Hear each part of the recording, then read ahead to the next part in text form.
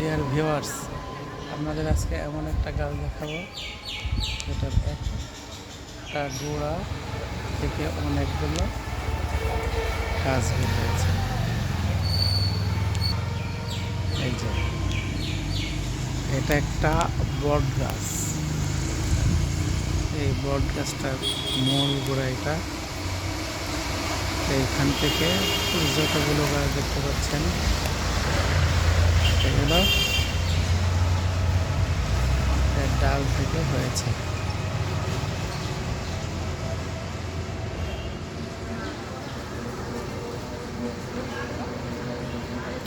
এর স্থান গঙ্গাচড়া উপজেলার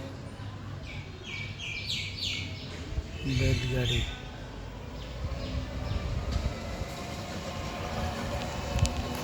সুন্দর মনোরম আছে, বিশাল গাছ দেখছেন।